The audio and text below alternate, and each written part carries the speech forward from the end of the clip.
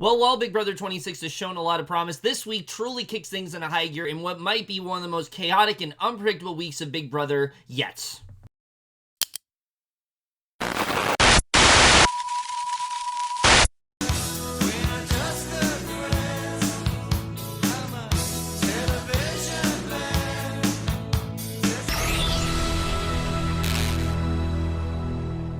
Hey guys, it's Kevin Marview for the third week of Big Brother 26. This is episodes 9 through 11, and holy shit, where do we even begin when it comes to this week? I mean, look, this is one of those weeks where, like, and this tends to happen in Big Brother sometimes, especially in seasons that really deliver, where, like, we have a lot of great weeks to talk about, but this is one of those weeks that is just so incredibly insane, you swear you had dreamt it, because everything that goes on this week is just the most wild shit. Like, seriously, I am still recovering from just how crazy this week really did become.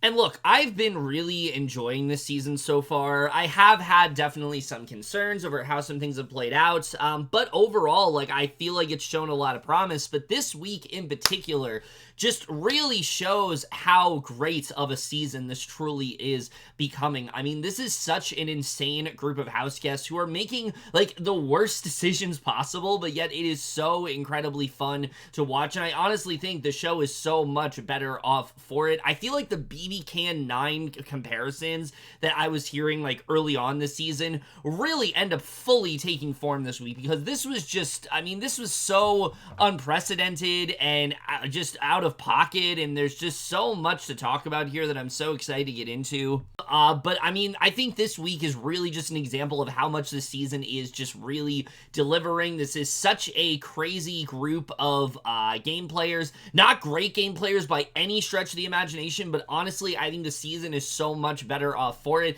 There's still so much that is in flux. There's so little commitment to alliances and things like that. This season is truly just a different breed in terms of what we typically get on Big Brother, and I think we're honestly just really blessed for it, but I'm so excited to get into it. There's so much to talk about. I think we should just go ahead and jump right into what is easily one of the most jam-packed weeks of Big Brother I think we're going to have this season. I'm sure there'll be another week that'll rival this eventually, but this is going to be in contention for one of the best weeks in modern Big Brother history for a long time. Now, in this week that is just has so many moving pieces to it and is so incredibly epic in the way everything goes down, the most surprising thing, I think, is how boring things started off, because I'll be honest with you, when the first couple days of this week started off, I was really worried. I was like, wow, things have, like, really slowed down. Things have really gotten way too simple here. I don't like the direction things are going in. I was really worried for this season, and that's why, while Sunday's episode I still really did enjoy, there's not as much to talk about, because like I said, things started off relatively pretty simplistic, which is crazy considering how things end up going later on. But we're gonna go ahead and jump into it. So we see Chelsie. She talks about she's very happy that her week wasn't wasted, especially with, like, how great of a competitor that Lisa was, and that she's very happy to get her out. And look, Lisa was crazy, but doesn't really change much in the grand scheme of things in this house. I feel like the chaotic nature of, like, Lisa and then Angela in week 1 has just really rubbed off on, like, a good majority of these house guests, and we kind of just get to see that this week. Quinn talks about how he really wanted to see Angela gone, but after talking with the house, he recognized that it had to be Lisa, and everyone knew except Angela, which is really going to set the tone for this season, and oh my god, did it ever. We also find out that Lisa left her edible glitter behind, which I think is really funny, and I'm interested to, and also, I gotta mention this real quick. I actually met some friends in New York the other day, and we indulged in some edible glitter, with things that we were drinking and eating, and I can confirm it tastes like absolutely nothing. So it's really really not anything that special. I think we were all just really excited for it, but it adds nothing. It's literally just like a decoration. Like maybe it has these microplastics and things like that are bad for you, but it's also nothing. So there's nothing to really discuss when it comes to edible glitter. So Angela then gives this speech, which we kind of got to see last week, but we get to see an extended version of it here. She's thanking them for keeping her around, saying that she was prepared to go home. She loves all of them for keeping her dream alive and getting to be here, and she'll make them all proud. And they all go silent just because, like, she's not off the hook yet. This is not at all why they kept her around. They didn't keep her around because they like Angela. They kept her around because they need to get Lisa out, and they assume that she's going to be targeted again. So it was a really funny segment. Angela's lack of self-awareness continues to be just really fun to watch. And while this is definitely like her quietest week yet, there's not a ton to talk about with her, she still does provide some really great moments, just because that's the kind of character that Angela is. She's just a really fun character to watch. Even when she's not doing much, she still really does deliver in that way. Now, the other big part of this is Kenny, who I will say I'm very happy to see they are starting to edit correctly. They've been editing him as they want to give him like this underdog edit and things like that. In this episode, they're still kind of trying to do that. He talks about how he's feeling on the outskirts a bit. He really wants to win HOH. I wonder why you're feeling on the outskirts. It's not like you don't fucking talk to people or anything. That's definitely not the reason why, but he lets Angela know that he was the one vote to keep Lisa, and she feels that he is putting a target on she feels that he is putting a target on his back and things like that. And I thought that was kind of interesting the way things played out there. So Cedric is unsure who has powers and what they do, feels the only way to feel safe is to go and win the HOH. And then we get to the HOH comp, and I will say this. Compared to how equitable and fair the competitions have been, this definitely did feel like a little bit more of a throwback to what we are used to. But what I liked about this comp, which is the classic balance beam comp, is that there actually was a new strategic element to it. Because while usually this is just you run across a balance beam and then whoever runs the fastest ends up winning, they actually added another element that made this a little bit more difficult, but also I think made it so you don't just have to focus on physicality. Basically, they have to run around this game board. They have to hit as many point values as possible to increase their score with different buttons, and if they lose their balance, their point values end up hitting 0, and they're basically out. So it's not about just beating the score for who the fastest is. It's also about rounding up the most point values and doing so without wiping out, and I like this a lot. I think it adds a different layer to this comp. It makes it so you don't just have to be physical, you also have to be, counting up your point values and things like that. I think this is another good way for Big Brother to, continue doing comps that they like, but adding different elements to it so it isn't just purely physical on that level. I think you actually have to work a little bit more harder at it, and I really liked getting to see that here. But basically, many of them do come close, but also a lot of them end up falling. Some of them did absolutely terrible and didn't even try. But Cedric does come out on top here with a very impressive time of 44 seconds, and he had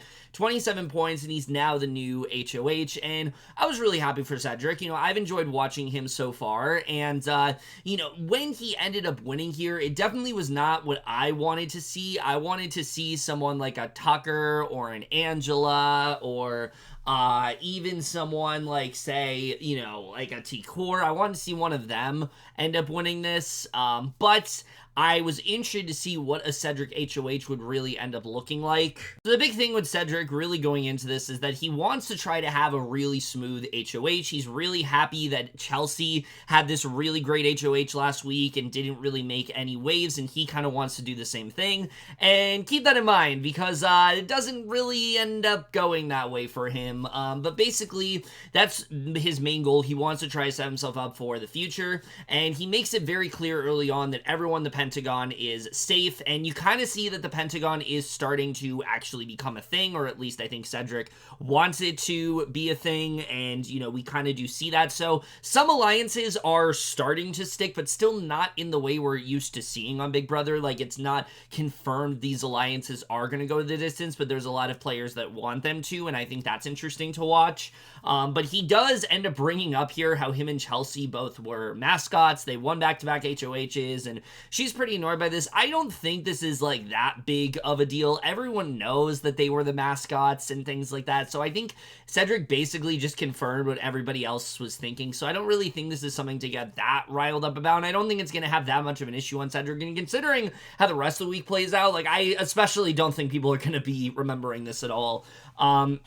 But Kenny then goes to Cedric and has this conversation about how he isn't a food truck driver. Oh my god, I can't believe it. He's an undercover cop. And I'm glad that we had some follow-up to this. We had that moment in episode 2 where like Cedric noticed his tattoo, and we haven't really seen anything about it since, but we do get some follow-up here, and Cedric takes his time to let him know that he was this intelligence analyst in the Marine Corps, and Kenny wasn't really planning to tell anyone, but he wanted to build trust with Cedric and how much he's missing his family, and he tells him if he goes on the block to just have some compassion and send him home. So again, he's really just wanting to leave at this point, and I don't know why he hasn't. Like, his willingness to stay in the game changes at the drop of a hat, and you can just see how much more increasingly annoying it's becoming. Every time you think that Kenny is willing to stick it out, he suddenly doesn't want to, and it's just like so maddening to watch at this point. I don't know how this guy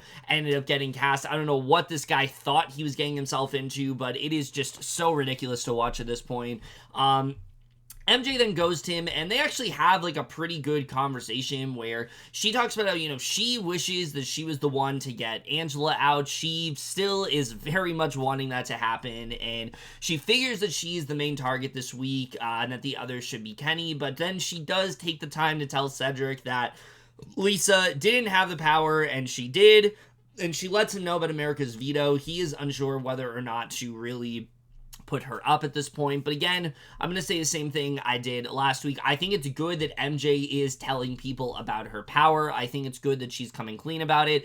Unfortunately, I think it's starting to become this like safety net for her that isn't necessarily a great thing, because who is she when that safety net is gone? And, well, we might get to see that relatively soon when it comes to that safety net. I don't really know where MJ goes after she no longer has America's veto to rely on. How does she really end up playing the game? I'm still not really able to tell at this point. It remains to be seen whether or not she can play the game without America's veto, and I think we're gonna see more of that, you know, as the season goes on.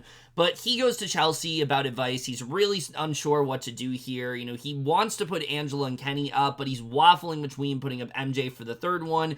He's also very much considering Leah, and this is really what I think he should have done. I think Leah absolutely should have been the direction he ended up going in this week. I think that made the most sense for him to put up someone like Leah, just because, like, Leah literally expressed to Chelsie that she wanted him out, and I don't understand why you don't go for Leah here, who really is just not doing much of anything. We'll talk a little bit more about that in the what we didn't see, but he does go to her. They have this conversation, asks her if she wants to be a pawn. She's very unsure about it. He also is considering Rubina because they haven't really talked much games. She's not really that jazzed about it either.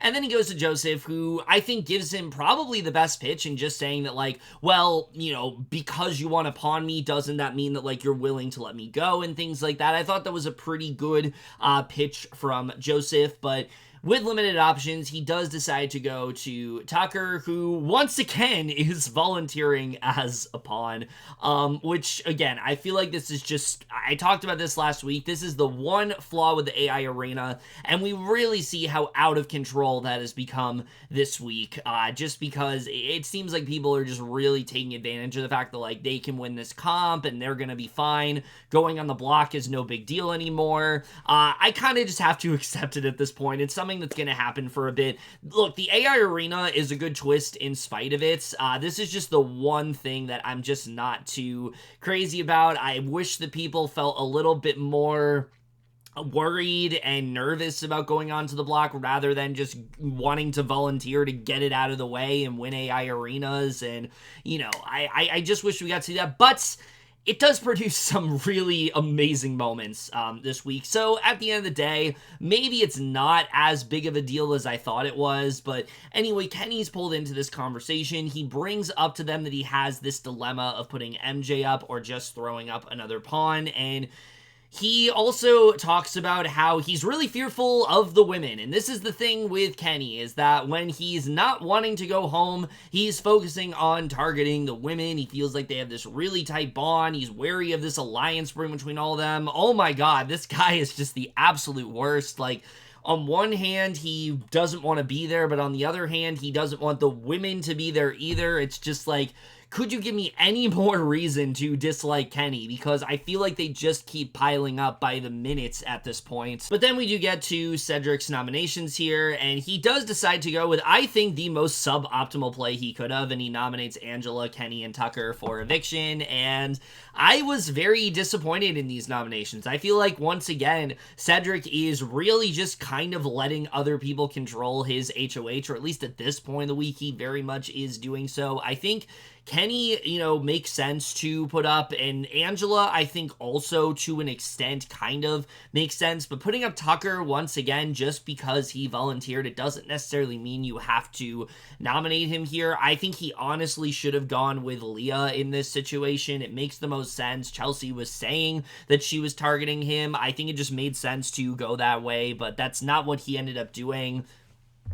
So that's pretty much everything that goes down the episode. Like I said, there's not really a ton to talk about in regards to actual content. The only other thing to really discuss, that there is this really admittedly humorous segment about all these one-sided showmances that are going on, which honestly, I think is pretty crucial to talk about, because there's quite a few players that I think are kind of checked out of the game due to these one-sided showmances. We see that Chelsie likes Cam, who is one of the biggest victims of this. Cam especially is just really not into the game at all. We know he is interested in her. He, of course, likes Leah, who isn't super interested. Quinn also likes her, but she, however, likes Tucker, who isn't interested in no one but the fish, which Chelsie feels this is kind of this no man's season. And this was a fun segment overall, although the one thing I will say is that they don't really show that Tucker, although it didn't really do a ton, and I think there definitely is some stuff that we could have gotten into if we didn't show this segment, I do think it was important, just because this is like a better part of what's been going on in the house. We've seen a lot of people have these crushes of sorts, and they want to be with this person, they want to get into showmans with them, but they don't really like them like that. And I don't think we've seen such an onslaught of that in a season in a very long time. Most of the time when there is a showmance, it is usually reciprocated, but this season nobody seems to be able to like really get one together, and I think that's really fun to watch, and kind of just shows like how different so much of this season is. So I did overall enjoy this segment, even though admittedly it was kind of stupid. Alright, so before we do get into Wednesday, which there's a lot to really discuss, I do want to talk quickly about things that we didn't see. Now, the one thing I will say about this week is that despite the fact that there is so much happening, they were pretty much on the money in terms of the edits this week. I didn't think there was a ton of stuff that was so egregious that they left out. There was some stuff that I wish they would have dived a bit more into, but for the most part, I think they did a good job with that. Let's talk about Kenny real quick, because, again, I have a problem with the way they edited him in this episode, because it quite literally is him waffling back and forth. 1 second, he wants to quit, every other second, but then suddenly he doesn't want to, because he has this desire to target the women. And they kind of show it briefly in this episode, but it's much more pronounced than I think they really did show it, because he is convinced that there's this all-girl alliance, that it's spearheaded by Brooklyn. He wants her out, like, as soon as possible, and because of this, a lot of the women are very concerned about this, and they're really starting to think that, maybe we should really start considering Kenny. In fact, there's this really good conversation with, like, T-Core and Rubina and Brooklyn, where she basically says as much as, like, if Kenny is still on the block, we need to be going for him. We need to make sure he is out of this house by the end of the week. And so that was a big part of what was going on here, and I was very happy to hear this, because like I said, said, I don't really like watching Kenny at all. I like watching people who are actively interested in playing the game and not people whose interest wanes every few seconds and then suddenly want to play the game because they just don't like women and want to target them. It's like that. No, I don't want to see this at all. I generally believe that Kenny thought he was going to be able to play this like Derek Levasseur type game, and now that he can't, he just is disheartened and doesn't want to be there. It's just really frustrating to watch, and this, I think, was easily his most annoying week yet, and I think it was very important to at least show this segment with the girls to kind of show that, like, they're starting to catch on to him, they want him out. I think it would have made things a little bit more interesting than it ultimately was. But the big thing they didn't show here that I was really surprised by is that, remember that scene between Tucker, Cedric, and Kenny and how they were all, talking together about nominations? Well, that's because what they didn't show is that they actually established this alliance called Shake It Up, which is crazy because two of them actually volunteered to go on the block. But Kenny was doing so in the hopes that, like, even if he leaves, Cedric and Tucker are going to be the final two of this game. This whole thing was so ridiculous to me. I don't understand why you would make an alliance, let alone a final three, if you're going to be putting two of them on the block. I could not take this seriously at all. I get that Cedric is just going to go with it because he's the HOH and things like that, but I really do feel like he spends too much of the beginning of the week focused on these three people that he is actively targeting and not enough on his other alliance members, and that was a real issue for me here. But again, just really crazy turn of events, the way this went. Again, I don't understand why they decided to make this, but that is one of the things that I was really surprised they didn't end up showing. Something else I really don't think they edited correctly, which, like I said, I think for the most part they were on point with the this week, but this was the one thing one of the things that I think they should have put more effort into is that Chelsie actually was really trying to influence Cedric a little bit more than they let on, especially when it comes to Leah. When Cedric was talking about putting up MJ, Chelsie was trying to pivot to Leah. She was constantly talking about how Leah is such a bigger threat. She's someone who's manipulating all these guys and things like that, especially having Cam wrapped around her finger. And some of that, I think, is due to the fact that, like, Chelsie is worried that Cam is going to go rogue and he's going to start outing things, which he is. He's telling Leah things that he shouldn't, and she feels like she has to keep him on a leash because she is working with him and she's worried that he's going to go over to the other side. But all this really tells me is that Chelsie, I think, made a big mistake in not targeting Leah last week because she's really trying to persuade Cedric to do it, and he doesn't end up going through with it because he's worried that if he pisses off Leah, he's going to piss off MJ. I think he even mentioned that he thought Makensy was going to play her power on Leah, which was never going to happen. Mackenzie's expressed that, like, she's not going to play it on anybody but herself. But this was something I wish they would have gotten more into because I think it would have made for some really interesting conversations and maybe some interesting flashbacks as well to see how that was portrayed. Also, the show does imply that Tucker doesn't really have feelings for anyone. That's not really the case. He actually is developing a very close connection to Rubina. They've gotten very close, especially towards the end of the week. They almost have this, like, full-on, like, makeout session. They don't end up doing so, but you can tell these two are, like, super infatuated with each other. They really do want to be in this showman sorts, but I think they are understandably reluctant to do so, and you're kind of seeing that throughout this week. So I hope they do actually end up shedding more light on that, because this could be the actual showmance of the season, and a season that's had so many, like, non sequiturs in that way. This is one that actually might go somewhere, and I think that is interesting. They just decided to completely leave that out. But if you had to ask me right now, what is the one thing I really wish they included this week that they didn't, and that I'm probably the most annoyed that they didn't, it's the complete, utter lack of editing for Joseph, which is really interesting because Joseph throughout a lot of this week is talking about how he is this huge favorite with like the, you know, the audience, and that everybody loves him. He keeps getting called the diary room and things like that, yet we barely see him on this show. And I think there's a really funny irony to that. But I think if there was any week to show Joseph, it really was this week, because at this point, you know, he's had like this very interesting start where he started off having so much momentum to him. He was making all these great connections, but then he was trying to make things work out with Matt as well as the collective, and neither of those things ended up following through. And because of that, he didn't really know what to do last week. But this week, he's gone so downhill to the point where he's basically playing the game through his own delusions. He is convinced at this point that the collective is still a thing. He's organizing meetings for them that nobody really wants to go to, but they kind of feel like they're obligated to, just, I think, in a sense, in a way to like keep up appearances with Joseph and feel good with him. So he has this full-on meeting with them. He's the only one that's really interested in it. He's very enthusiastic, and nobody else really seems to be that into it. Meanwhile, Brooklyn has literally been added to the alliance without him being consulted at all, yet he still believes that he's in a good position and that she's the one on the bottom.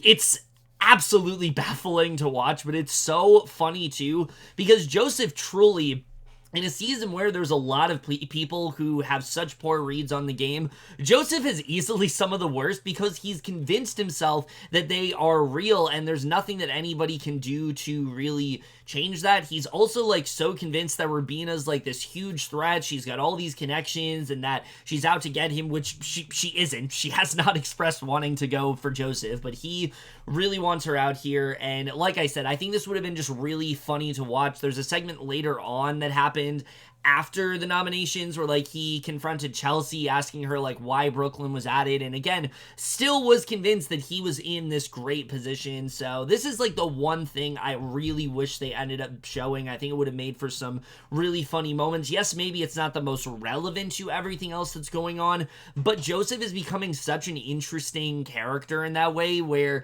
it really just seems like this guy could be involved in something for like 5 minutes and still be convinced that it's still a thing.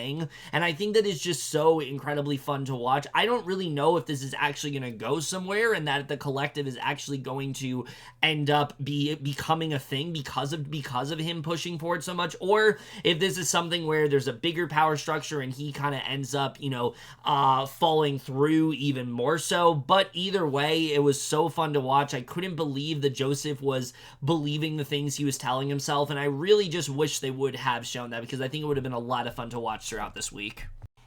Alright, so now that I have talked about all the stuff that I wish we didn't see, let's just get into the wildness that is Wednesday's episode, because I think this was an episode we were all highly anticipating after the events went down at the veto meeting on Monday. I was really excited to see how they're going to edit it, and for the most part, I think they did do a good job, although I will say, I think the thing that holds this episode back for me is that it's just a little too short. I think this is one of those episodes where they should have recognized that there's just too much to there's too much that ended up happening for them to possibly cover it all in like 40 minutes. I think this absolutely should have been like a 90-minute episode. There's so much that goes down here. There's so much that, you know, ends up going down in like a rapid succession, and I really wish that they would have you know, taken a bit more time to fully just showcase how everything ended up going, because the way they end up telling the story is just a little bit weird, and there's just some things that kind of get lost in translation by the end that they do make up for in the Thursday episode, but just because of how they ended up putting things together, I think it would have been better to just have everything that happens be in this episode and then have Thursday be the aftermath of it all. But the way they decided to do it instead was just a little bit weird to me. But we're going to go ahead and talk about it because there is really a lot to discuss here. Okay, so I think the first thing to really discuss in this episode is what's going on with Tucker here. He is very much just annoyed at the fact that everyone's playing the game so safe. He's really sick of it, and he's wishing that Cedric would have just taken the shot and put up MJ, and he has this conversation with Kimo, and I don't think I discussed this in a prior video, but Quinn did end up telling Kimo about his power, which is a really weird move, honestly. Him and Kimo are not nearly as close as some of the other people he's close with, so it's kind of weird that he told him and not anybody else. He only told him and Angela, and they are talking about how close they are, and Tucker brings up to Kimo, like, yeah, I've been thinking a little bit more about what Quinn is saying. It's starting to make a bit more sense to me now that Lisa's gone and how smart Quinn is. He's really starting to think that Quinn might have it, and Kimo just ends up fessing up to it, and he tells him that he does have it as well as what it is, and Tucker is a little bit annoyed that he didn't find this out from Quinn himself, and he wants to make sure that he wins veto. One of the powers is out of the game, and both are exposed, and look, this is definitely not the greatest move for Kimo. I think this is absolutely information he could have kept to himself. I think this would have been, I think the only person he probably should have told was T-Core, because she would have kept it with just her and not told a bunch of other people. But we find out that Kimo has this crush on Tucker, which, like I said, a lot of the house guests are kind of like that this season. But he also feels that there's like genuine trust there. He's feeling close to Tucker. He's feeling like the two of them, you know, this could kind of bring him closer in, and Kimo did not know the chain of events he ended up setting off just by this one decision. The idea to tell Tucker, I mean, it just completely ignites this crazy turn of events that ends up going on within the week, this shit show he ends up producing. It's just really interesting the way it all played out, because I don't think he at all intended for it to go the way that it did.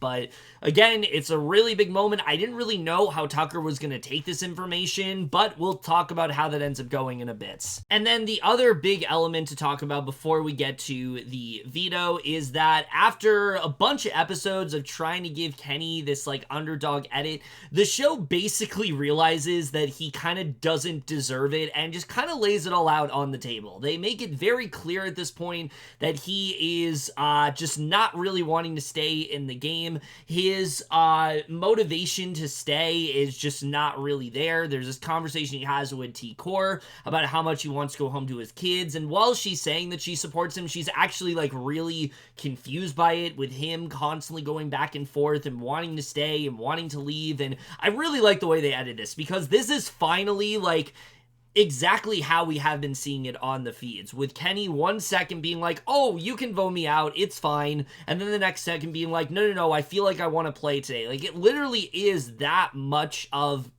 this constant back and forth that is so frustrating to watch, and I was happy that the show finally did actually get to showcase that. And Kenny at this point has so little willingness to play the game on his own that there's literally a point where he goes to Cedric that he wants to win the veto, but just to pull Angela off in an effort to like piss off the entire house so they'll send him home. Cedric is understandably like very annoyed by this. He wants to make sure that everything stays the same to ensure a smooth HOH, and yeah, we'll see about that. I don't know if it's gonna really go down that way, Cedric, but we'll see.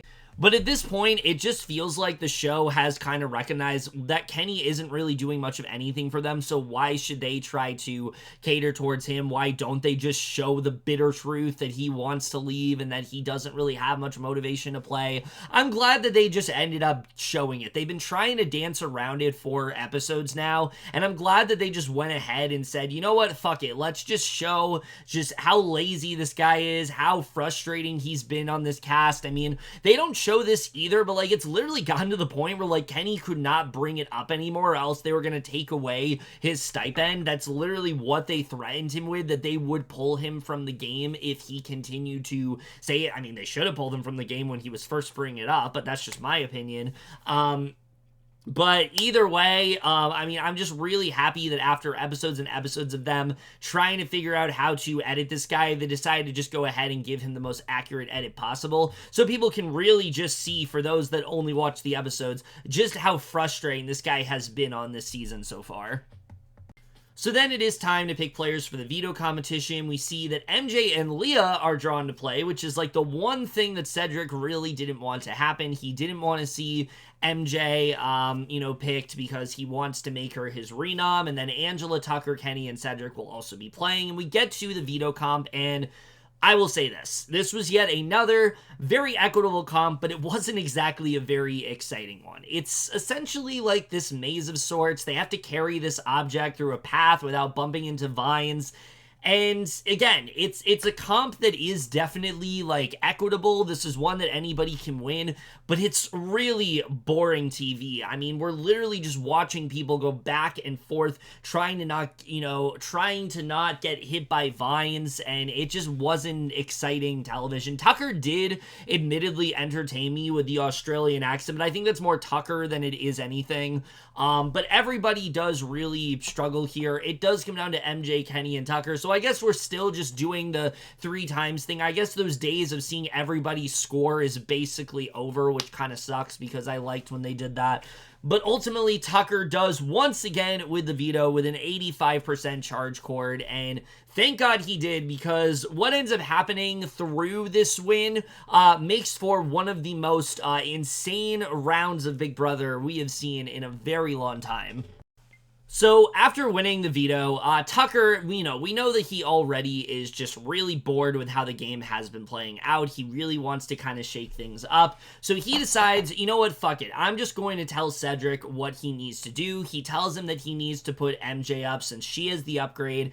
And he then also wants to shake, which, that's something that he's been doing for the past couple weeks now. He's been very insistent on these powers, but he wants to take things a little bit further, and he decides to go to Cam, lets him know about Quinn's power, which they are both baffled he didn't tell them about, and he goes to Cedric, tells him about the power as well, and that Quinn is only told Kimo before. He's also sketched out by him not telling either of them about it, despite him being a close ally to them, and I will say this, it was really, considering how poorly I think Quinn has been handling this power and how much he has tried to deny it and considering how Quinn has been handling things up to this point regarding this power, how selective he's been with who he tells, how he's been denying it every time it's brought up, how the people he's told, it doesn't really make sense that he told them. It was really only a matter of time before it caught up to him, but I was not expecting it to happen so quickly in the way that it did here. But Tucker has it in his head. He wants to try to expose Quinn here. He is really annoyed that he did not tell him about this power and everything that went down.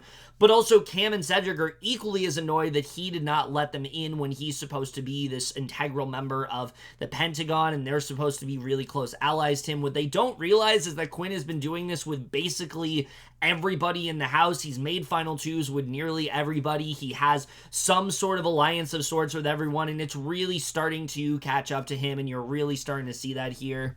And this is where I think Cedric turns things around in his HOH, because I think if you are skeptical about Quinn at this point, what you need to do is just simply go ahead and ask him about it. Try to see if he is willing to tell you, is he a good enough ally to get that information out? And so that's what he does. He goes to probe him about the power. He isn't really budging, though. He continues to push that Lisa had it, and Quinn was so frustrating in this conversation. I don't understand why he couldn't just tell Cedric. Cedric was practically saying to him that he knew without saying specifically that he knew, so I don't understand why Quinn was still continuing to push this idea that Lisa had it when nobody believes that she had anymore because she's not even in the game. I don't think that narrative works when she's no longer there. I think Quinn just needed to start owning up to it, and I think things would have turned out much better for him than they did, but he wishes that they would just let it go about the upgrade. He thinks he has them all fooled, and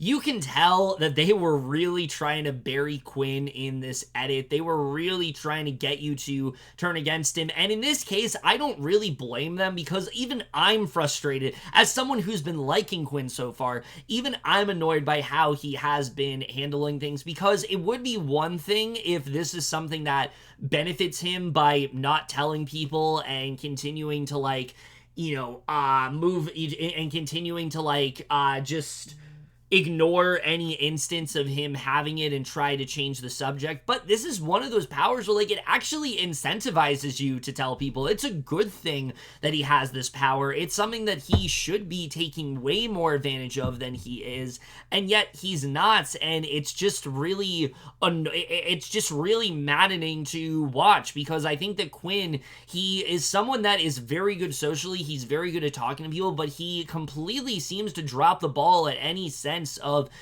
strategy, and this is a perfect example of that. I mean, he literally has this, like, golden opportunity to try to, you know, curry favor with people, get them on his side, pull them in, and he's actively shutting every opportunity down, and it's just really frustrating to watch. And I really did feel for Cedric in this moment, because this is like, oh my god, Quinn's supposed to be somebody that I'm allied with, Quinn's supposed to be someone that I trust, and he's actively not telling me. I really did feel for Cedric here, and I can totally understand his frustrations directed at Quinn throughout both this episode and throughout the entire week overall. And because of the lack of clarity, or lack of really anything other than just, again, continuing to ignore it, Cedric is really starting to doubt wanting to work with Quinn long term. He doesn't feel like he's giving him anything. He doesn't really feel like he cares.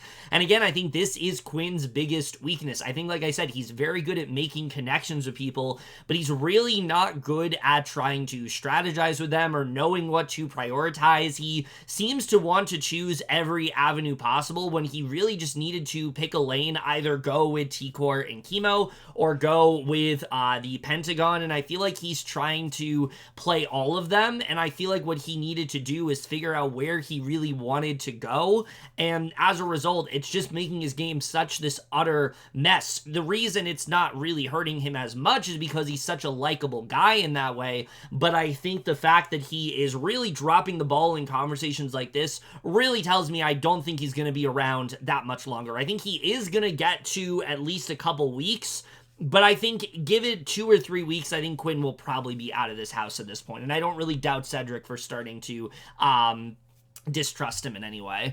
So at the same time, he decides to go to MJ, basically talking about potentially being a Renom, and she's very much against this. She warns that she's going to use her power if he does.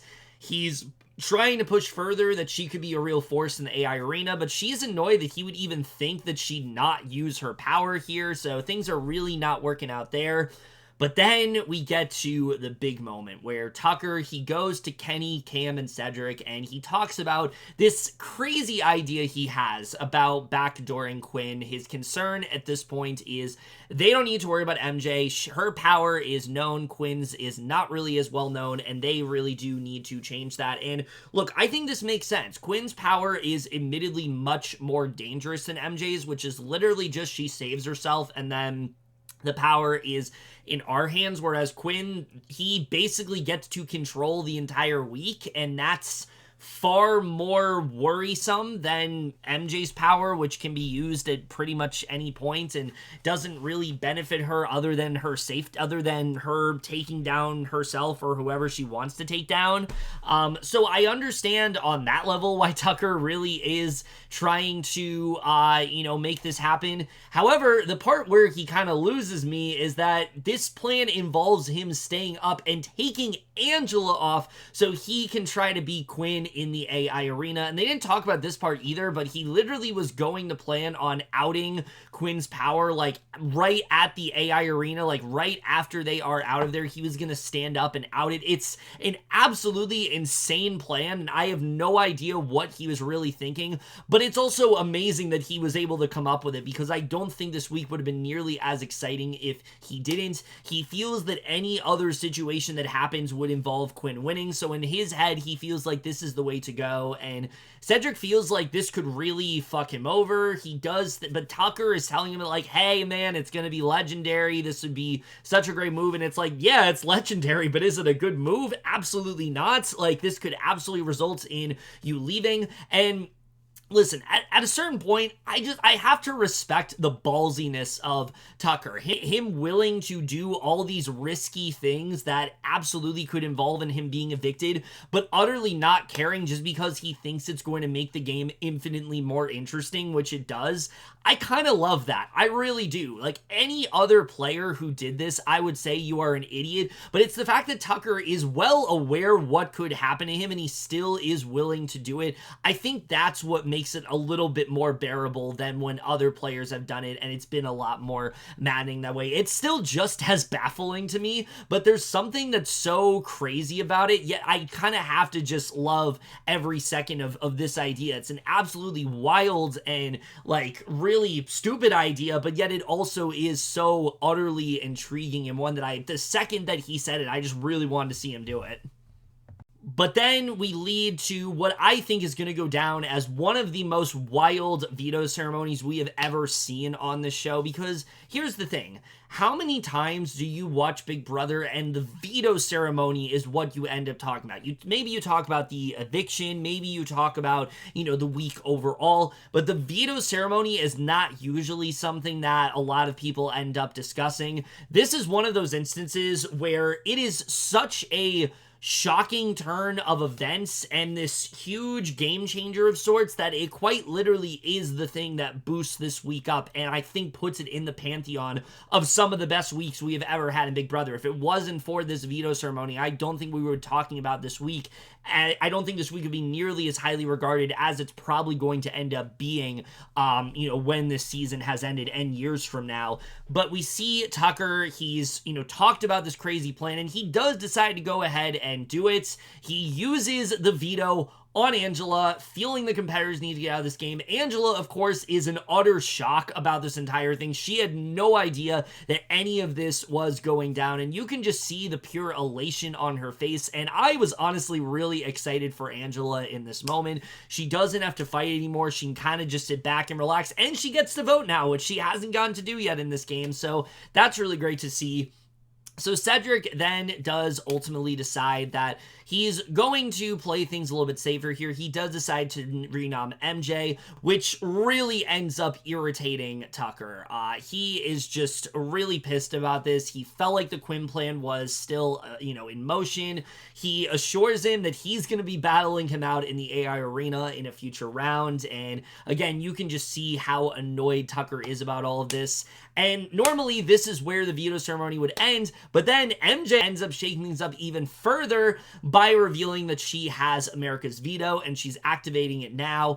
As a result, the power is now out of the house guests' hands. It's into the hands of America, with them not even knowing who the renom is going to be, which I did not realize is how it's going to play out, but it's literally they don't know who the renom is until literally a few minutes before the AI arena. And I mean, I don't think you could write a better veto ceremony even if you thought about it. Truly, this is just absolutely insane to me. I could not believe how this all ended up unfolding. Guys, I was literally visiting friends in New York when this happened. Like, I was really anticipating this happening, and I had to contain my excitement just at the prospect of this veto ceremony. And then when I read how it all went down, I was just it's in such disbelief that all of this ended up happening in one veto ceremony. This is just so insane to watch, but it's also just so great to see. MJ's power is something that we have been talking a lot about. I was convinced at this point that she wasn't going to use it, and the fact that she did use it was really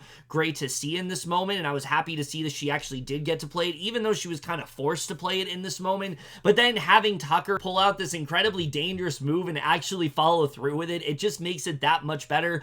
Angela's reaction, everybody being in pure shock over the whole thing. I mean, this is exactly what we want to see in Big Brother. This is why we enjoy this show, and this is why people say when Big Brother is at its best, it's better than every other reality show out there, and this is just such a perfect example of that. I mean, this is the kind of thing that I just want to see more of. I love seeing the way all this went down, and I think the funniest part about all of this is that even after this all goes down, Quinn still feels that he is so well insulated and that Tucker is now going to be public enemy number one and that nothing bad is going to happen to him here. But yeah, that is where we really do end things off. It is such an insane turn of events, and there's so much to really end up discussing here. And again, it really made what ended up being this really straightforward week so much more exciting. Remember how Cedric said he wanted to have like the least chaotic HOH, ends up having the most chaotic HOH, and so little of it is due to his own actions. Most of it is due to others around him, and I think it makes for just such a historic week that we're going to be talking about for a very long time. Okay, so before I do the usual talking about the things that we didn't see in this episode that I wish they would have shown, I want to talk a little bit about the America's Veto twist, because the way it ended up playing out honestly was much different than I expected it to.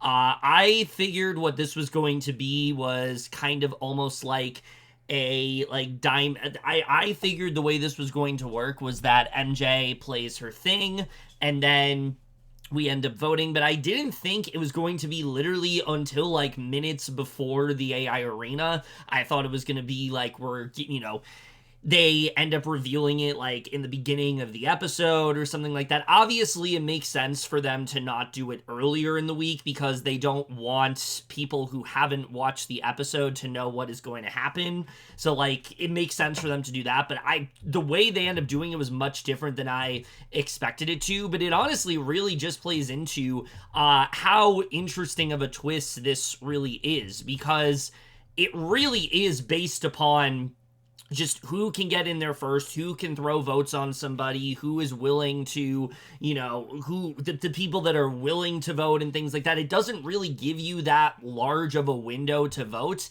And I think that actually makes it really interesting, because I think we're so used to, piling votes onto the same person every single day, like, America's favorite player or something like that. That's what I tend to do, at least. Like last year, I voted for Suri every single day and things like that until it was closed. Whereas this, you only had like less than 24 hours to do so, which I thought was really interesting. But ultimately, when it came to this twist, I wasn't really sure how to go about it. I started off thinking I do like Joseph, just because of the fact that like he hasn't been on the show that much and he thinks he's like beloved by America, and I thought that would be kind of a funny idea. But I ultimately realized that, like, Joseph just isn't on the show enough for that to gain traction, so I kind of did just end up settling for Quinn. I thought it would be kind of a fun outcome, and to be honest, the way they edited Quinn on this episode really made me want to vote for him, just because of how much he had convinced himself that he was in this, like, golden position, and he very much was not.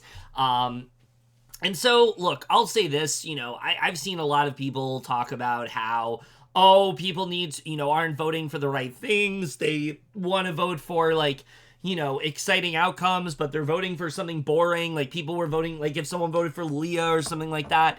I honestly don't really care who everyone voted for, because this isn't like America's favorite player where it's like reflective of the season. It literally is just like we get to have a little bit of influence for once in the game, and we can make a nomination that may or may not affect the outcome of the vote, which like it ultimately didn't anyway. So I really don't think it matters all that much who you end up voting for. But either way, I thought this was a fun twist. I really like the way it played out. I do wish that MJ had a little bit more decision in what could happen. Like, maybe the way I think they could have done this, because people have talked about how unbalanced the America's Veto and Deepfake HOH is, and I think the way you have MJ have a little bit more agency in this is you give her, like, the top 3 choices for who everybody voted for, and then she ends up picking the one that she wants to be on the block. Kind of make it a Diamond Power veto, but make it so she can only choose between a couple options. I think that would be a really spicy power, and so I like the idea of America's Veto, but I think if they're going to do it again, it needs a little bit of tweaking, because at the end of the day, it's not really that much of an advantage for MJ. She didn't know, she gets to save herself, yes, and that's great, but there isn't really any added benefit to it. Leah could have gone up, and she could have lost Leah here, which wouldn't be the worst thing, because she isn't nearly as close to her as the show makes it seem. It still could have been a really bad result for her, and all she would have really benefited from is the fact that she herself was not the one on the block. So I think there is a way they could have changed it up, but either way, I thought it was a really fun idea. I really like the way it played out. I do think it needs some tweaking a bit to make it a better advantage, but overall, I honestly didn't think it was going going to come to fruition. I thought MJ was kind of sitting pretty until the 4 weeks were up, and then she wasn't ever going to have to play it. But she did play it, and I'm glad that she did, because so many times we see these powers given out every single season, and house guests either end up getting voted out before they need to use them, or the weeks go by and they don't need it. And I was just glad to see that for once we actually did get to see this power come into full force. Okay, so now we're going to talk about the things that we didn't see on this episode, which I will say right now, the majority of the stuff I'm going to talk about, it's really interesting because I initially wrote down like 3 things that really bothered me in this episode that they did not portray correctly, but all those things that they did not portray correctly were retroactively fixed in the next episode. So it really didn't end up being something that I'm going to harp on all that much, because they ultimately did end up showing what really did go down. I'll get into that with Thursday, but there are a couple things here that I wish they would have put a bit more effort into showcasing.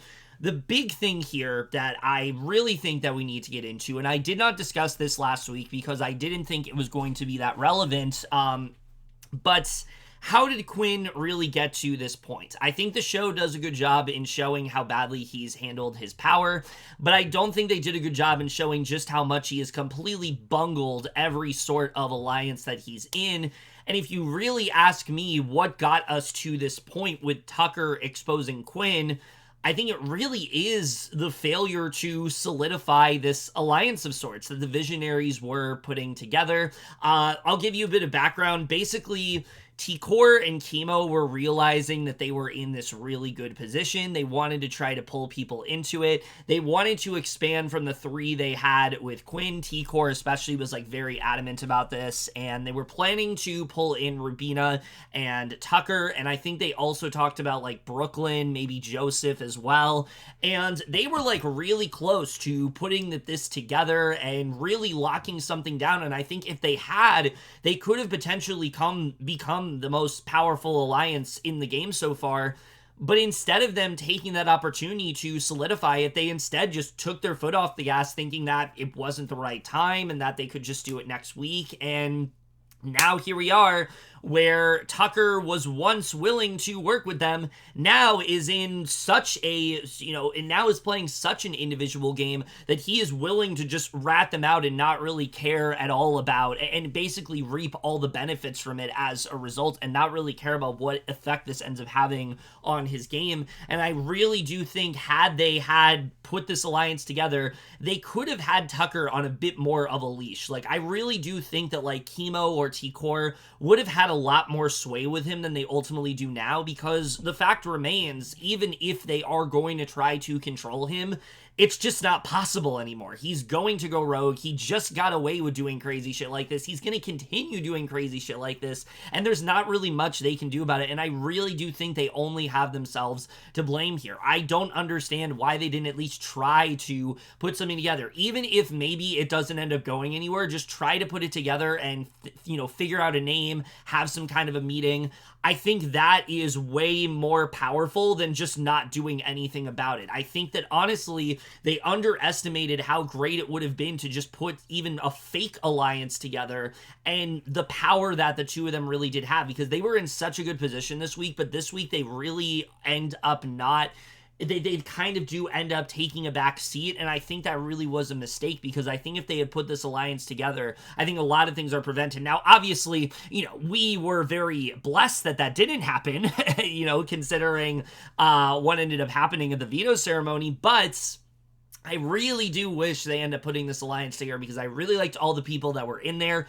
I liked the idea of what they were trying to do, but ultimately it didn't end up coming to fruition because of the fact that they decided to, they figured that, well, we're not in power, so we're not going to put this together yet. And I think that ultimately did hurt them a lot more than they did really think. Only other thing to really discuss here is that in regards to Kenny worrying about the girls being in this alliance, the guys actually did make this counter alliance of sorts. They pulled in the three of them of Cedric, Tucker, and Kenny pulled in Cam, as well as I believe maybe Joseph. I don't remember who else was in there, but ultimately they made this alliance called the Ball Players, and I don't think it's going to end up going much of anywhere, but it is something that ended up happening. And again, the show, I think, should have made a bigger deal out of just how adamant Kenny was on this existing, because it really did get to a point where it seemed like we were going to have, like, guys versus girls for a second, and obviously I don't think that's going to happen now, but it did really feel like that was going to be the narrative of the season for a bit, and I think the show should have done a better job at showcasing that, because it really was a lot bigger story than I think the show ultimately covered. Alright, so now we're going to go ahead and get into Thursday's episode, which is a really weird episode to talk about, because going into it, if you had to ask me, what are the two things that how did I feel about Wednesday's episode? Well, you heard me say before, I really enjoyed Wednesday's episode, but I felt like it should have been a little bit longer. I feel like there was a lot that they needed to showcase, and there were two things in particular that just really irked me with how they decided to portray it. One of them was about how Tucker ended up going about telling everybody about Quinn's power. I felt like they didn't really showcase that accurately. And the other one was when it came in, and that's something that immediately they end up fixing in this episode, which so you can imagine my surprise when this episode starts out and immediately they end up actually going into that and how it actually all went down. So I didn't end up discussing it in the What We Didn't See, because they did actually show it in the episode just a little bit more abruptly than I expected them to, because Cedric talks about Tucker's plan and how he really just felt like it was a bad idea to backdoor Quinn. He felt like it could, his power could explode the Pentagon. It could break it apart from inside out, which I do think is the right move here, because if Cedric does go about targeting Quinn and not tell him out, if he does do it outright, Quinn can absolutely retaliate with the power that he has. It's just far too dangerous of a power to do something reckless like that and try and not feel like you're the one that he's going to come after. Quinn will absolutely remember the fact that Cedric did that to him. So I think ultimately it was the smart idea for him not to do that. So I was really happy that they ended up showing that, but even more happy that they showed earlier that morning he also tried to warn Tucker to use the veto on himself, and he chose to just ignore his advice. And oh my god, that whole moment of him telling Tucker to not use it and Tucker just being like, I don't give a fuck, I'm still doing it. Oh, it's so good. I love the brashness and the complete ignorance of Tucker and how you could tell him anything, and because it's not what he believes, he's just going to go ahead and ignore it, and he's going to do what he feels is the right move, even if it doesn't make sense. He still has convinced himself it's what he needs to do, and he's just going to follow through with it, and that's why he's such a fun player to watch. He's so unpredictable in that way. You have no idea what he's going to do, even if it doesn't even benefit his own game. He's still gonna do it. It's so insane to watch, and I haven't seen a player like this in such a long time. But it's really great to see a player that is like fully that fully has his own agency and isn't willing to listen to anybody else. It's frustrating as well, but I think because of just how fun of a character Tucker has been, it's something that I am willing to it's something that I can just give a pass to, because it's making for just such great television. Is it great gameplay? Absolutely not. It's terrible gameplay, but it's so fun to watch, and moments like this really just end up showcasing that. And the reason I was especially really worried about this is because I knew that they were going to show the fight, this eventual scuffle of sorts that Tucker and Cedric got into, and I was really worried that because everyone's loving Tucker, which I don't blame them. Like I said, I think he's a really fun character, and I've been enjoying him more as the weeks go on. Even when he's making these boneheaded decisions, he's still really entertaining to watch, so it's not nearly as annoying as it usually would be. So I can understand, why people are gravitating so much towards Tucker, but I was worried that because of the edits, wanting to frame this around Tucker wanting to frame this around Tucker and keeping him likable, they would also make it seem like he was right for what he was doing. So I was really happy to see that that wasn't the case, because it made this so much more exciting. We get this moment where Tucker's going to Cedric, and he's just shocked. He's angered that he didn't go through with the plan. He feels like he himself is like responsible for this, and this is easily, I think, Tucker's biggest issue, is like when he has something in his head, he is just convinced that it is the only path and that any other path is the wrong one, and he will find a reason to target you as a result. And for now that he's winning comps, it's not going to be a problem. But the second he doesn't win a comp, it's gonna come back to bite him. And I think we already are seeing the early signs of that when it comes to this fight, where he is just so insistent upon the fact that, like, no, you lied to me, you didn't give me enough of a heads up. He feels like he blew it up. He also, I will say, he does bring up a good point here. He talks about how everyone knew that MJ had it, no one knew about Quinn. That's why he wanted to focus on Quinn and not MJ. I think that's a pretty solid point, but Cedric reminds him that, like, he just didn't think it was a good move. And I think that, honestly, this makes sense, because for Cedric's HOH, no, it does not make sense to go after Quinn. Him and Quinn are in the Pentagon, they're in the collective. He, despite the fact that Quinn didn't tell him about his power, he wants to keep him on his good side. I think it made sense to not target Quinn this week, and so I can understand why Cedric didn't do it. But, again, Tucker's very frustrated, feels like he didn't tell him enough, and he does bring up a point that now Cam could even potentially go up, and he's going to have two people coming after him. I love that Cam says absolutely nothing during this, by the way. He just stays silent, which is absolutely the right thing to do in this situation. Like, if you're not involved in this, like, just stay out of it, and I think that was smart of him to do. And this is where I think Cedric is able to improve his HOH a little bit. I think things kind of went off the rails in the beginning of the week. I didn't like the way he was just waffling between decisions, couldn't seem to settle on anything, was kind of letting other people dictate his HOH.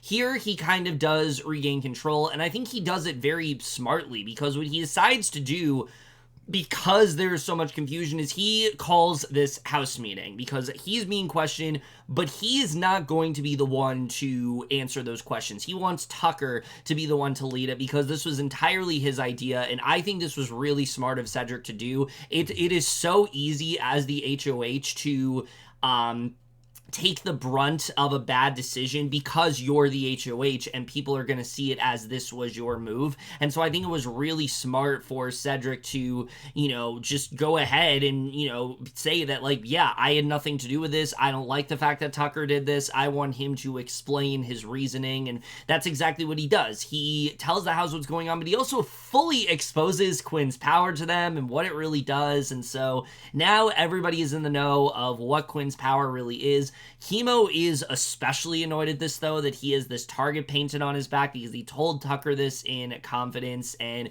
Quinn does the smart thing. He does come clean about having the power, but he does tell Tucker he didn't really have any interest in using it, and if he had just come to him about it, he would have been honest. And look, I get what Quinn's trying to do here. I do, but I think that Quinn's biggest issue is that the people he chose to tell. He told Angela, who immediately, bad idea. Obviously, he didn't know what she was going to do, but I think he honestly should have just left it at Angela, because him telling Kimo, I get it that Kimo was on the block at the time, but he didn't know that those relationships were solidified. I think he either should have waited to tell people until he knew that he was good with them, or he just shouldn't have told people at all. And I think that really is, like, Quinn's issue here. I think if he had just opted to not tell anyone, or he just tells, like, say, T-Core and Kimo, I think this would have worked out much better for him than it did. But unfortunately, that is not the case.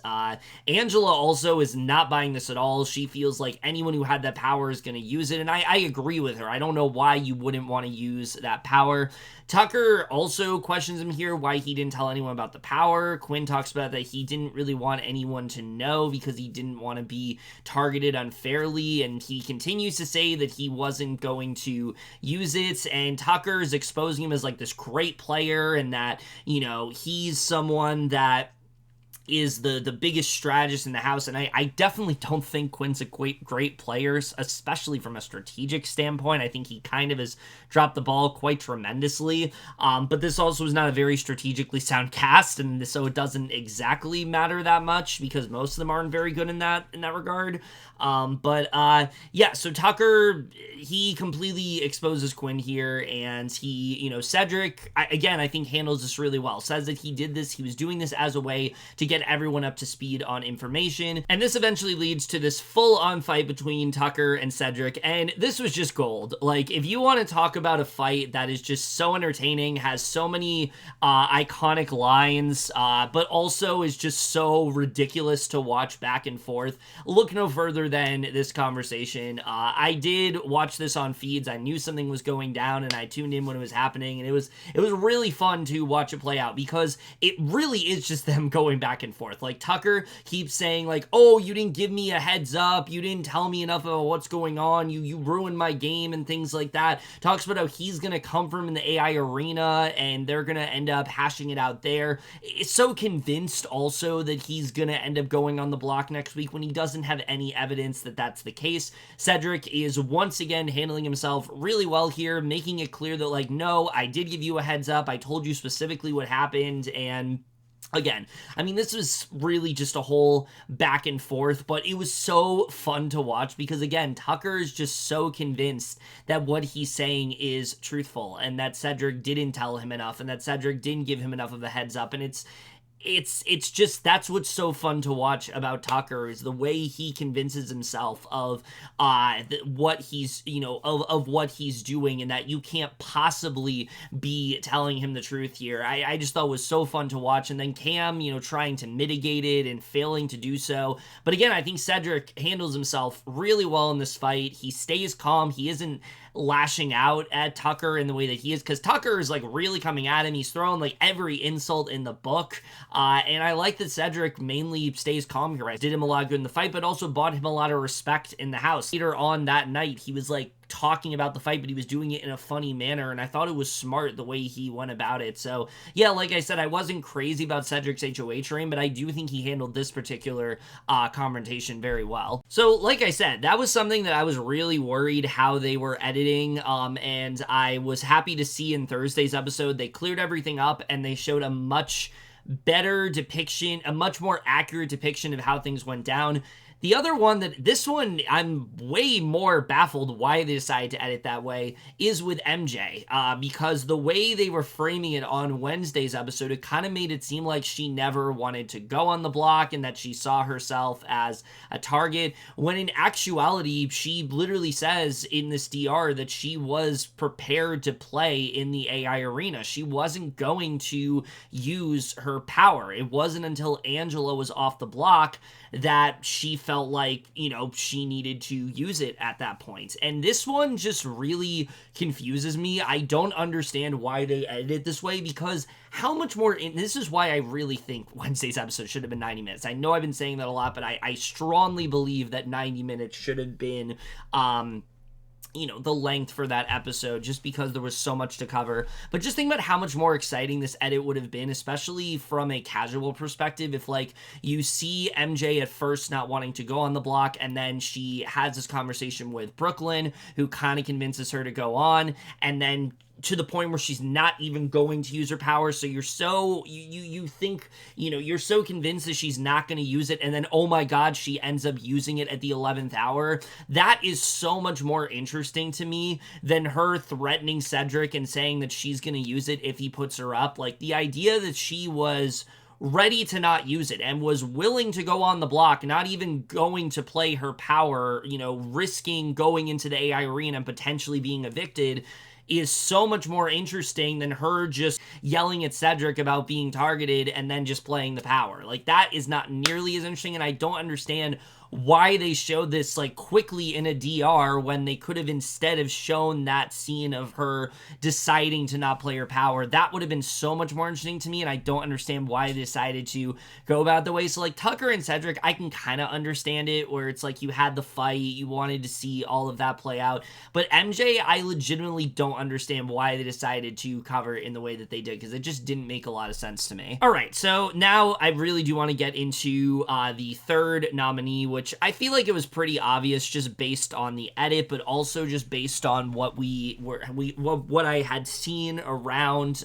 The third nominee does end up being indeed Quinn, and I mean, I think this was easily the most exciting outcome. He was in a position where it was starting to fall a bit. You had someone like Tucker like really push for him to get on the block, and that didn't happen. And I think if there was any chance of drama happening, it would have been through this. And to his credit, I do think he did do a good job of trying to win people back over. We get this moment where, you know, before he's put on the block, he is already worried that he's going to be up there, and like he kind of tries to make amends with like the Pentagon and show them that like he has their backs and things like that. You know, he really wants to work with like the four of them. A lot of people were convinced that Quinn was going to be on the block, and he didn't even seem that shocked when it happened. And I don't really blame him, because I think especially the position that he was in, it's one where like, yeah, this is probably going to, you know, bite me in the ass in some way, but also that realization that America kind of is siding with that side of the house. There definitely was potential for this vote to be a little bit more exciting than it ultimately ended up being. But then I think also the fear that, oh my God, everything that Tucker was trying to do, America is now siding with. I think that realization is one that really ends up hitting you, and I think that's the interesting part about America's veto, is that does it end up changing your game in any way? Do you see that as a way to, like, you know, try to improve your game? And I think that's something that obviously we'll talk more about next week, and how that played out. And by next week, I mean this week, because you know, talk about last week. But anyway, we get to the AI arena, and this is a very simple comp where basically they have to grab a bunch of red balls and place them into a tube. They have to do up to 20 to ensure a victory, and what a surprise. With a pretty consistent lead, Tucker once again wins the AI arena. Third comp in a row that he has won. It's pretty insane. He is on a real hot streak right now, and look, most of the time when you have somebody constantly winning comps, I start to get very tired of it. It has not happened with Tucker yet. And I think, again, it's because he's just such an animated and lively character. Yes, he's very brash. Yes, he isn't making good decisions at all for his game, but it is just so fun to watch because he's such a fun personality in that way. And I think because he's just such a, you know, just such a big personality that I think is just really shining throughout the episodes. And so the thing you notice immediately, though, is when Tucker is crowned the winner, the reaction is not nearly as strong. I mean, the house guests, you can see, are a little bit more on, they're just, it's a little bit more muted of a reaction, a lot more middling in that way. And I like that in this moment, Julie just kind of gave up the idea of them strategizing. I think she finally realized, like, it's not going to happen. I don't need to keep saying it over and over again. So I like that she didn't do that here. But yeah, we get to the eviction now. It's now going to be Quinn or Kenny, and I felt like it was pretty obvious what was going to happen here. I know a lot of people were saying that they wanted to see Quinn go because of the fact that he was playing this crazy game and that he should be, you know, he should be evicted for that. The house guests should recognize that he's been playing really messy and things like that. But honestly, like, I wanted to see Quinn still use that power, so I did not want to see him leave yet, and I also just don't like Kenny at all, so I was very much rooting for him to go.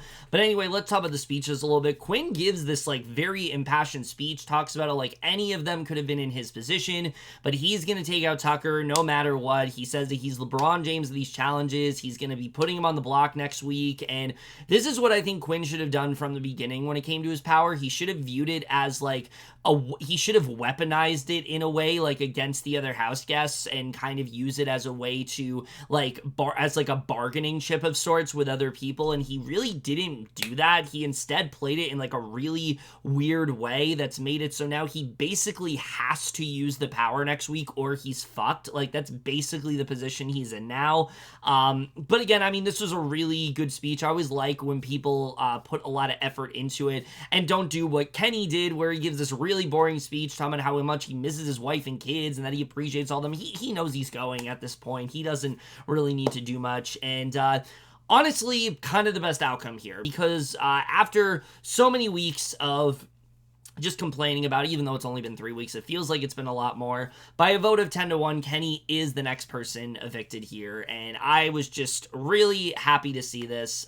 Look, like I said, nothing against Kenny personally, maybe something against him because I don't love the fact that he ended up applying on the show instead of his wife, who was clearly more passionate about it and things like that, but that's a whole other different story.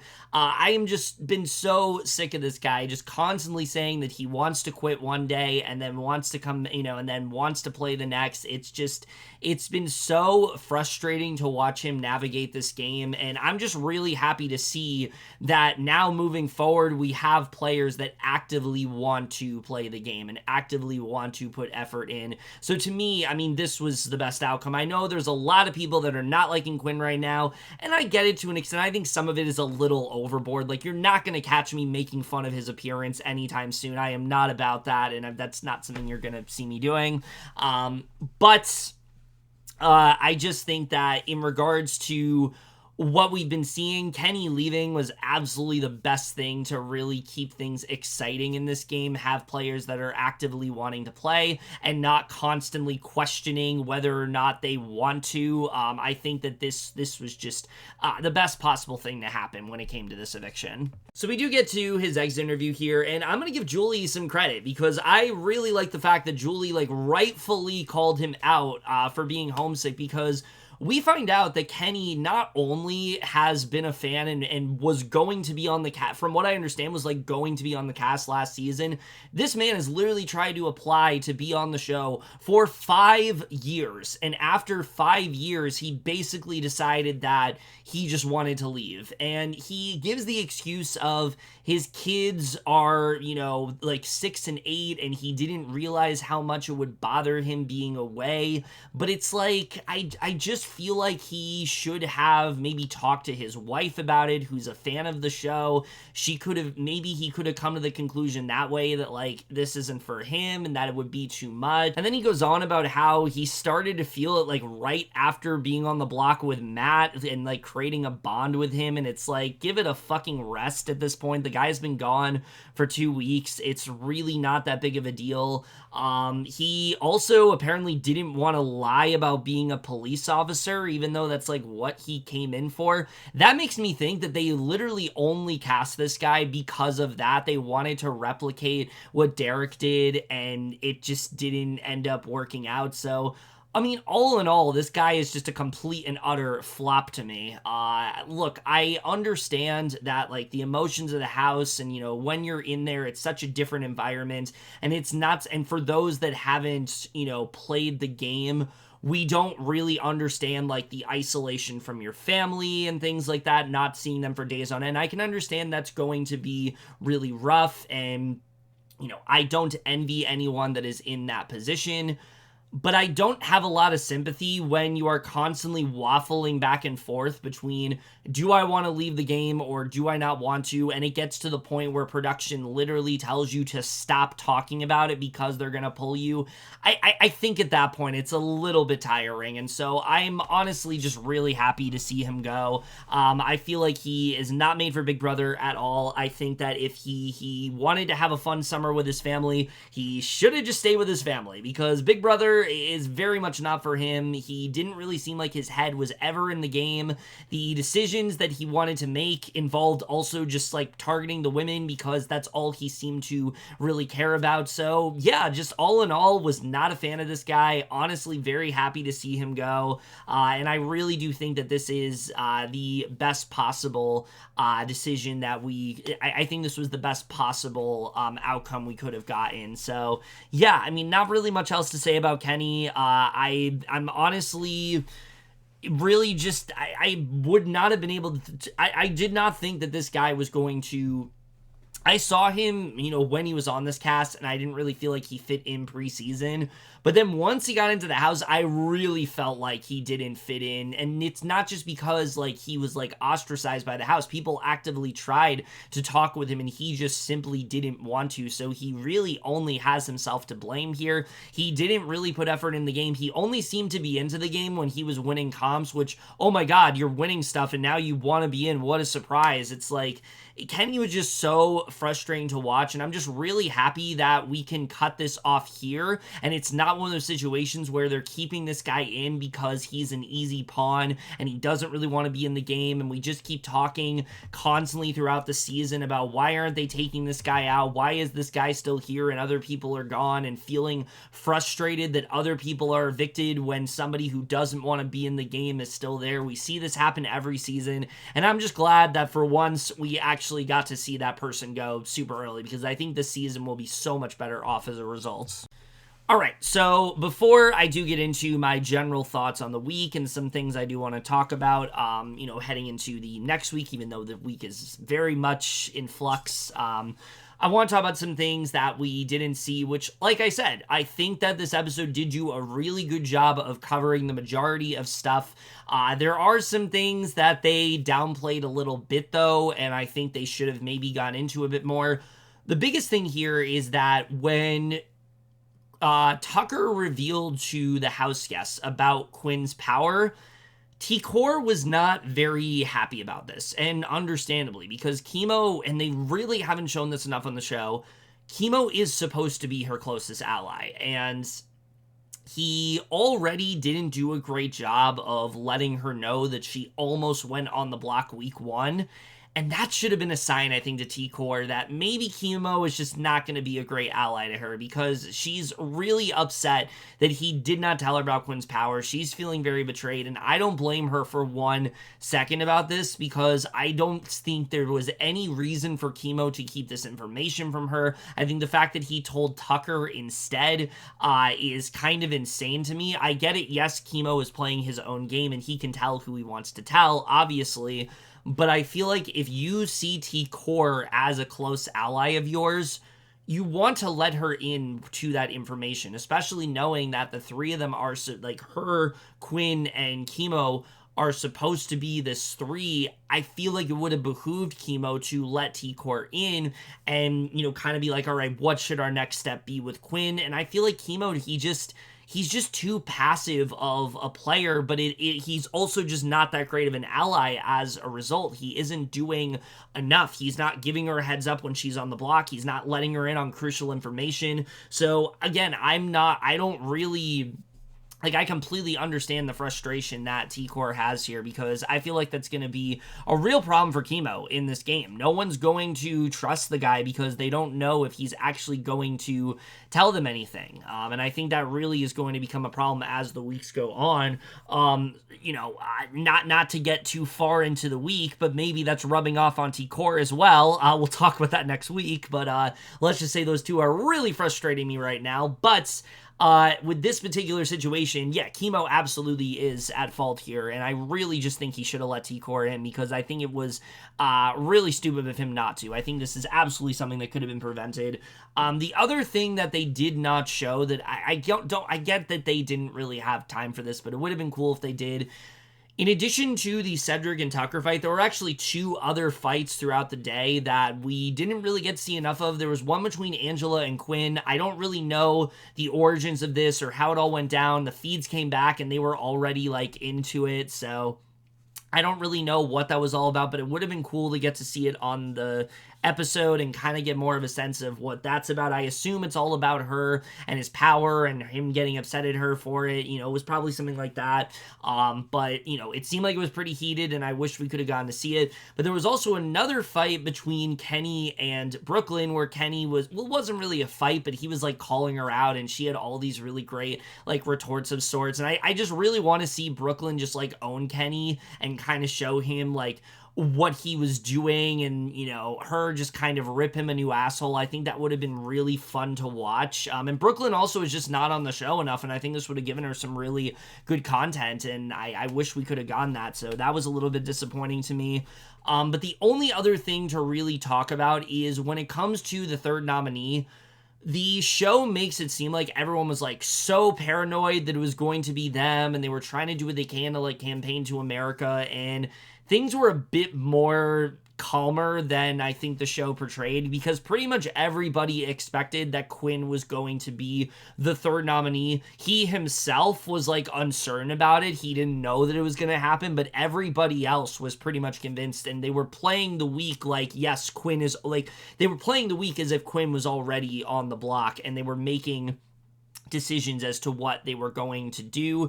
And as a result, I mean, Tucker was in a real and as a result, things were a little bit more set in stone than they have seemed to be these past couple weeks, where even though the AI arena wasn't played, they were suspecting that Tucker was going to win that competition, but on the off chance that they didn't, he was actually going to be evicted. This is why when he won the comp, there was a lot more of this like middling applause, because they absolutely were going to vote him out. Chelsie, Brooklyn, and T-Core especially were like pushing for this, and they absolutely have the most power in the house right now. So like, with those three done, especially Chelsie and Brooklyn, is going to get done. And I definitely feel like, for sure, if Tucker did not win that AI arena, he was probably going to be out of the house. So that's something to definitely look into. And then the only other thing to really talk about, which I'm sure I'll get into more next week, is Leah continues to just really disappoint me this week, because most of the week, she is arguing with Cam incessantly about the fact that she is ratting out things that he told her, and he doesn't like the fact that she's doing it. He's telling his alliance he's not going to talk to her, and then he does anyway, and it's just really frustrating to watch. But then when she's not doing that, she's also openly talking shit about Quinn, how uncomfortable she feels around him, how she sees him as like this, this terrible play, this big threat that needs to go, and she's telling everybody about it, and it's just really annoying to watch at this point, because I feel like Leah is someone who actually could be in a really good position, but because she isn't trying to do anything to like gain allies or talk to other people, and is just like telling everybody everything, it's isolating her further and further away from the house. And this is probably like her worst week yet, to the point where I think Leah has fallen so far off the totem pole. Not 2 weeks ago, there were so many people in the house that wanted to include her in alliances and wanted to bring her into things, and rather than her try to capitalize off of any of that, she instead has opted to talk to people about how she wanted to flirt with Tucker and getting into fights with Cam, even though she doesn't really like Cam, and she really can't stand him at this point.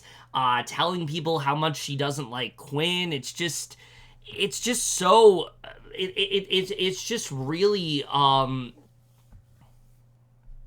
it's just really becoming insufferable, and I hate that, because I really liked Leah in the beginning of this game, but I honestly am getting to the point where it's really hard to watch her, just because she's always doing the worst possible thing for her game pretty much at all times. And yes, a lot of people in this house are like that, but they're at least doing it in a way that's like fun to watch. Whereas with Leah, it's just really boring, because she doesn't talk much game. She doesn't really try to strategize with people. It feels like she's on a completely different season most of the time, and I really just feel like she's going to end up leaving much sooner than we suspect. I think if the wrong person gets in power, like, Leah absolutely will be headed out the door, and I think we're already seeing like the beginnings of that. All right, so now that I've talked about pretty much everything within the episodes and also the stuff we didn't see, let's just get into this week, because holy shit, what an absolute whirlwind this really was. I think it's so crazy how simplistic this week started off. I thought it was going to be boring. I did, like, especially when we had that 3 between Tucker, Kenny, and Cedric. Like, I don't like this at all. Like, I don't want to see anything like this. This is, like, going in a really boring direction. They want to target all the women. Like, no, let's not do that.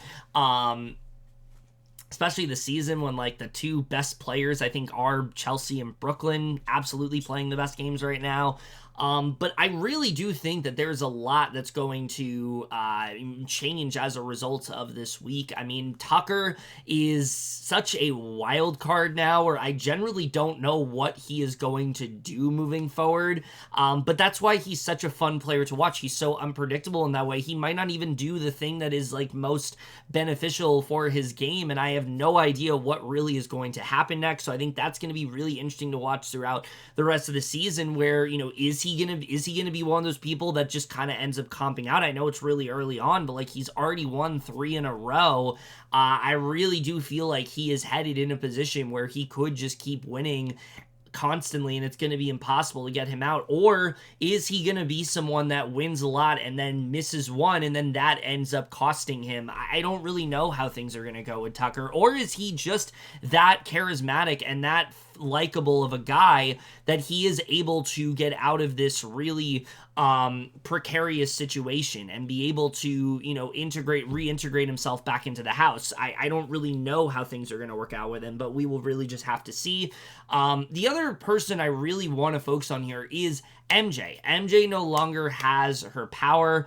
What is she going to be like without it? And to be honest, I don't see it going that well for her, because aside from her power, the only other thing I have seen with MJ, and this is obviously disregarding the feeds, because it's, like I said, it's pretty late into the week and things like that.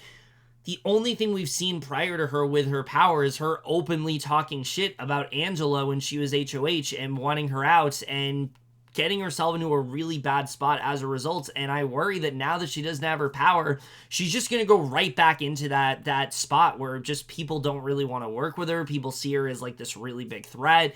I just don't know if she's going to be able to recover, because I don't think that she has done what she needed to with that power. I think what she should have done was, yes, tell people, but I think she also should have tried to put herself in a position to where they wouldn't want her to play her power, to where she could be a number for them. You know, she could use it on somebody that they wanted her to. Like, I think there was so much more she could have done with it. And now that she's, you know, had to get rid of it a week before it expired, I just think MJ's in a really bad spot right now, and I don't really know if she's going to be able to recover from that.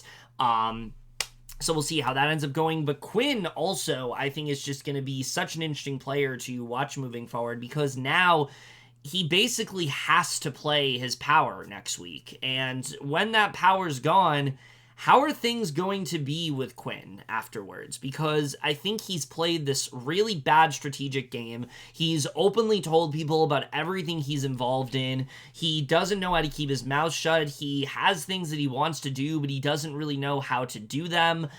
So I don't really know what's going to happen. But the thing is, like, it's so hard to even predict, because this is such a lacking, this is such a lackluster cast in terms of strategy. Obviously, in terms of entertainment, they're absolutely delivering, but in terms of strategy, it just isn't there for a majority of them.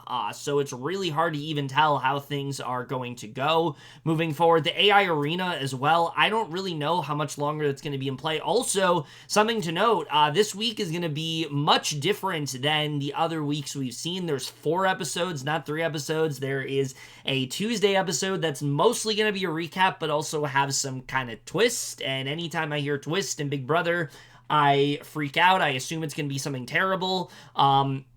Last time we had a season that didn't have a big twist was 25, and then we had Zombie Week, and we know what happened there.